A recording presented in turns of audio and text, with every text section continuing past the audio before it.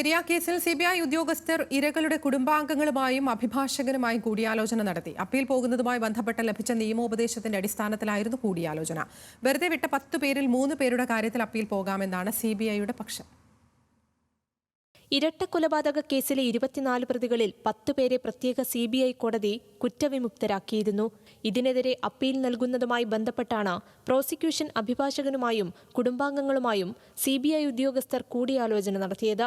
കേസിലെ ഔദ്യോഗിക കക്ഷിയെന്ന നിലയിൽ സിബിഐ അപ്പീൽ പോകുന്നതിന് മുന്നോടിയായാണ് കൂടിയാലോചന.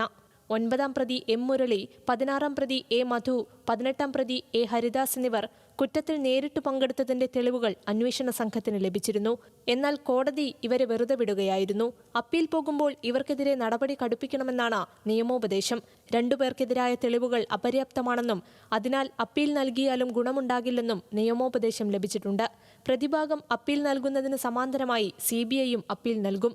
അതിൽ കുടുംബം കക്ഷി ചേരേണ്ടതുണ്ട്. ഈ സാഹചര്യത്തിലാണ് കുടുംബവുമായുള്ള കൂടിയാലോചന. ഒപ്പം പ്രോസിക്യൂഷൻ അപ്പീൽ നൽകുന്നതുമായി ബന്ധപ്പെട്ട കാര്യത്തിലും വ്യക്തത വരുത്തി. നിലവിൽ വെറുതെ വിട്ടവർക്കെതിരെ അപ്പീൽ നൽകാനാണ് കുടുംബത്തിന്റെയും പ്രോസിക്യൂഷന്റെയും തീരുമാനം. ന്യൂസ് മലയാളം, കാസർഗോഡ്.